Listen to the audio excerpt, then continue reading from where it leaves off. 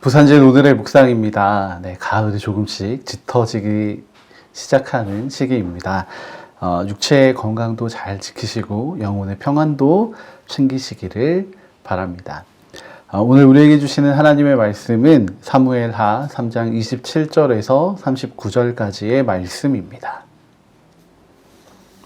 아브넬이 헤브론으로 돌아오매 요압이 더불어 조용히 말하려는 듯이 그를 데리고 성문 안으로 들어가 거기서 배를 찔러 죽이니 이는 자기의 동생 아사헬의 피로 말미암음이더라. 그 후에 다윗이 듣고 이르되 넬의 아들 아브넬의 피에 대하여 나와 내 나라는 여호와 앞에 영원히 무죄하니 그 죄가 요압의 머리와 그의 아버지의 온 집으로 돌아갈지어다. 또 요압의 집에서 백탁병자나 나병환자나 지팡이를 의지하는 자나 칼에 죽는 자나 양식이 떨어진 자가 끊어지지 아니할지로다 하니라. 요압과 그의 동생 아비새가 아브넬을 죽인 것은 그가 기브온 전쟁에서 자기 동생 아사헬을 죽인 까닭이었더라. 다윗이 요압과 및 자기와 함께 있는 모든 백성에게 이르되 너희는 옷을 찢고 굵은 배를 띠고 아브넬 앞에서 애도하라 하니라. 다윗 왕이 상여를 따라가 아브넬을 헤브론에 장사하고 아브넬의 무덤에서 왕이 소리를 높여 울고 백성도 다 우니라. 왕이 아브넬을 위하여 애가를 지어 이르되 아브넬의 죽음이 어찌하여 미련한 자의 죽음 같은고 내 손이 결박되지 아니하였고 내 발이 착고에 채이지 아니하였거늘 불의한 자식의 앞에 엎드러짐 같이 내가 엎드러졌도다 하매 온 백성이 다시 그를 슬퍼하여 우니라. 석양에 뭇 백성이 나와 다윗에게 음식을 권하니 다윗이 맹세하여 이르되 만일 내가 해지기 전에 떡이나 다른 모든 것을 맛보면 하나님이 내게 벌 위에 벌을 내리심이 마땅하니라 하매 온 백성이 보고 기뻐하며 왕이 무슨 일을 하든지 무리가 다 기뻐하므로 이날에야 온 백성과 온 이스라엘이 넬의 아들 아브넬을 죽인 것이 왕이 한 것이 아닌 줄을 아니라. 왕이 그의 신복에게 이르되 오늘 이스라엘의 지도자요 큰 인물이 죽은 것을 알지 못하느냐. 내가 기름 부음을 받은 왕이 되었으나 오늘 약하여서 스루야의 아들인 이 사람들을 제어하기가 너무 어려우니 여호와는 악행한 자에게 그 악한 대로 갚으실지로다 하니라. 아멘.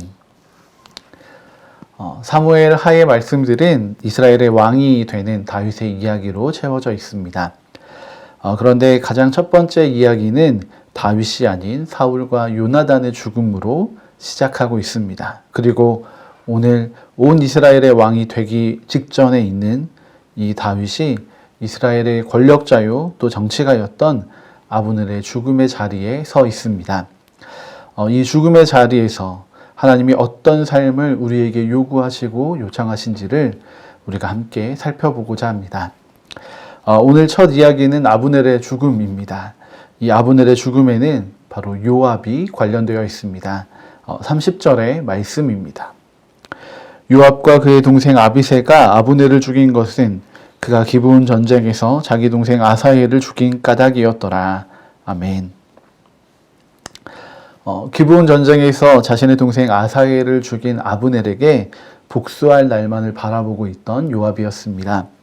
요압이 하려고 하는 복수는 이 스루야의 아들들에게 익숙했던 세상의 방식이었습니다. 이 세상의 방식에는 이 복수를 잘못된 일이라고 평가하지 않습니다. 오히려 당연한 일로 받아들이고 있습니다. 그렇지만 이 복수, 이 세상의 방식을 따른 복수에는 두 가지의 큰 문제점이 있습니다. 먼저는 이것이 계획된 살인이라는 것입니다. 가인과 아벨의 이야기처럼 계획된 살인이었습니다. 그런데 이 일이 일어나기 전에 하나님은 가인에게 이렇게 말씀하셨습니다. 창세기 4장 7절의 말씀입니다. 내가 선을 행하면 어찌 낯을 들지 못하겠느냐. 선을 행하지 아니하면 죄가 문에 엎드려 있느니라. 죄가 너를 원하나 너는 죄를 다스릴지니라. 아멘. 하나님께서는 이 말씀을 통해서 분명하게 우리가 이 세상의 방식을 따라 살지 않기를 원하시는 것을 밝히시고 계십니다. 오히려 우리의 문에 엎드려 있는 그 죄를 다스리기를 원하십니다. 우리가 이 죄를 다스려서 하나님의 뜻 안에서 거룩한 백성이 되기를 원하고 계시는 것입니다. 그러나 마치 이 아벨을 죽인 가인처럼 아브넬을 불러다가 조용히 따로 얘기하려는 척하면서 성문 안 또 계획한 그 장소에서 요압은 이 아브넬을 찔러 죽이게 됩니다. 요압과 아비새는 하나님이 원하셨던 것처럼 이 죄를 다스리지 못했던 것입니다. 또 다른 문제는 이것이 동생 아사엘에 대한 복수였지만 자신의 상관인 그 왕을 속이는 일이었다는 것입니다. 요압은 충성스러운 부하였습니다. 그는 자신이 그 가족을 사랑하는 마음이 너무 커져버린 탓에 충성했던 그 왕의 그 의도도 알지 못한 채 자신의 복수를 완성하려고 했습니다. 이스라엘의 왕으로 세워진 다윗을 또 그를 왕으로 세우신 하나님을 잊어버린 행동입니다. 복수심에 눈이 멀어서 요압은 자신의 상관도 또 하나님도 잊어버렸습니다. 아니, 오히려 찾지 않고 몰래 숨어서 이 모든 일들을 계획하고 실행했던 것입니다. 결론적으로 요압은 이 죄의 유혹을 이기지 못하고 또 자신의 주인을 잊어버린 삶을 산 것입니다. 하나님께서 오늘 우리에게 이 세상의 삶의 방식을 경고하고 계십니다. 세상의 삶의 방식은 우리를 죄에 노출시키고 또 우리의 참 주인이신 하나님을 잊게 만들기 때문입니다. 이런 요압의 복수는 결국 다윗과 이스라엘 백성들에게 알려지게 됩니다. 그런데 문제는 이 복수를 이스라엘 백성들은 다윗 왕의 명령 혹은 다윗의 뜻으로 오해할 수 있었다는 것입니다. 세상의 눈으로 이 사건을 바라보면 다윗의 명령으로 이전의 권력자였던 아브넬을 요압이 죽인 것처럼 보일 수도 있습니다. 이스라엘 백성들은 그들에게 익숙한 그 세상의 가치관대로 판단하기 때문입니다. 그러나 다윗은 아브넬과 협상을 맺고 있는 상황이었습니다. 이스라엘 백성들이 다윗이 사울의 뒤를 이은 왕이라는 사실을 받아들일 수 있도록 아브넬이 백성들 또 장로들을 설득하고 또 그들을 전향시키려는 움직임이 이들 사이에는 있었던 것입니다. 이런 상황에서 다윗은 아브넬을 죽일 이유가 없습니다. 그러나 이 갑작스러운 아브넬의 죽음에서 다윗은 자신이 이 죽음과 아무 상관없음을 밝히고 또 하나님 나라의 방식으로 아브넬의 죽음을 애도하며 또 아브넬과 백성들을 위로하는 모습을 보여주고 있습니다. 먼저 다윗은 이 일이 자신과 상관없는 일이라는 것을 밝히고 있습니다. 28절과 29절에서 이 일은 요압이 주도한 일이라고 다윗이 밝히고 있습니다. 실제로 다윗은 이 일을 알지 못했습니다. 어떻게 보면 다윗은 이 요압의 죄와 자신을 분리시키고 있는 것을 우리는 확인할 수 있습니다. 그런데 다윗은 이렇게 죄와 자신을 분리하는 것으로 끝이지 않고 이 죄의 결과에 대해서 다윗은 함께 이것을 애도하고 책임지려는 모습을 보여주고 있습니다.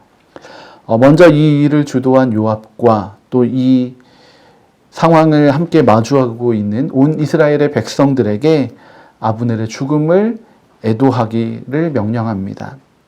그리고 다윗은 아브넬의 장례식에 끝까지 참여하는 모습도 보여줍니다. 그리고 단순히 참여만 하는 것이 아니라 그의 죽음을 가장 주도적으로 앞서서 애도하고 또 함께 슬피 울어주고 또 애가를 만들어 부르는 모습을 보여줍니다. 여기에 다윗은 장례가 끝날 때까지 그는 금식을 하며 또 아브넬에 대한 조의를 표하고 있습니다. 마지막으로 요압과 아비새가 벌인 이 일을 그들의 책임으로만 끝내는 것이 아니라 그들을 관리하지 못했던 자신의 책임으로 돌리고 있습니다. 이 모습을 본 이스라엘 백성들은 정말로 다윗이 이 죽음과 관계없음을 알게 됩니다. 그리고 다윗이 이 자신과 관계없는 죽음에도 불구하고 아브넬을 위해 베푼 그 왕의 애도와 진심을 확인하게 됩니다. 그래서 다윗이 무엇을 하든지 기뻐하고 인정하는 백성들이 됩니다. 하나님 나라의 방식은 단순히 눈에는 눈, 이에는 이라는 복수의 방식이 아닙니다. 다윗은 죄와 자신을 분리시켜서 객관적으로 이 죄를 바라보았고 또 이 죄의 결과로 피해를 입은 이들을 기억하여 또 위로하는 모습을 보여줍니다. 그리고 이 죄의 책임을 피하려 하지 않고 자신의 부하의 책임을 함께 지는 모습을 보여줍니다. 이를 본 이스라엘 백성들은 진심으로 다윗을 존중하고 왕으로 인정하게 됩니다. 그런데 여러분, 그것을 기억해야 됩니다. 이 일의 결과가 사실은 다윗이 아브넬과의 협상을 통해서 얻고자 했던 일이라는 것입니다. 이스라엘 백성들의 그 마음을 사는 일들이 이 아브넬의 죽음이라는 예상하지 못했던 상황을 통해서 특별히 다윗이 가진 그 하나님 나라의 삶의 방식으로 해결된 것입니다. 세상은 이해하지 못하는 방식이지만 그 일 너머에서 하나님께서는 하나님의 일을 이루어 가십니다. 하나님을 신뢰하는 믿음과 하나님의 성품을 닮은 다윗의 성품이 함께 만들어낸 일입니다. 하나님과 하나님 나라의 백성이 이렇게 하나님의 일이 온전히 이루어지도록 함께 동역하고 있는 것입니다. 오늘 우리가 이 아브넬의 죽음을 통해서 세상의 삶의 방식들이 가져오는 문제들과 또 하나님 나라의 그 백성의 삶의 방식들이 또 이 문제들을 어떻게 해결해 나갈 수 있는지를 함께 살펴보았습니다. 이 둘 사이에 결정적인 차이가 있다면 그것은 바로 하나님과의 동행이라는 것일 겁니다. 하나님을 잊은 삶은 죄의 열매를 맺게 되고 하나님과 동행하는 삶은 그 죄의 결과들을 방치시키지 않고 하나님 안에서 새롭게 변화시켜 나간다는 것입니다. 하나님과의 동행은 단순히 목적지가 같은 것이 아닙니다. 하나님 안에서 어떤 비전을 이루고 어떤 위치나 힘을 얻는 것이 아니라 하나님을 닮아서 하나님의 마음으로 또 하나님과 함께 하나님이 기뻐하시는 삶을 이루어가는 것입니다. 오늘 하루 우리의 삶의 자리들이 어쩌면 이 아브넬의 죽음과 같은 그런 슬프고 지치고 낭망하게 되는 자리라 할지라도 우리 안에 이 하나님과의 아름다운 동행이 있다면 하나님을 잊은 세상의 사람들에게 우리는 하나님을 알리고 또 믿음의 문이 열리는 은혜의 자리로 변화시키는 그 놀라운 일들이 일어나게 될 줄로 믿습니다. 오늘 하루도 이 하나님과 동행하는 삶을 다시 한번 기대하고 소망하며 살아가는 우리 부산집 믿음의 모든 가족들이 되시기를 축복합니다. 함께 기도하시겠습니다. 하나님 아버지, 오늘도 우리는 우리의 지혜를 또 세상의 방식을 의지하여 살아가려고 합니다. 이 어리석음은 또 우리를 죄의 자리로 이끌어 갈 것입니다.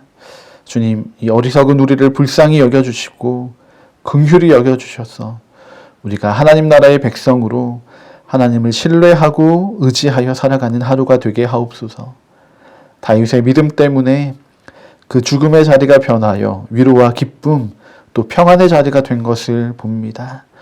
우리도 다윗처럼 우리의 삶의 현장을 하나님의 은혜의 자리로 바꾸어가는 믿음의 삶을 살게 하옵소서.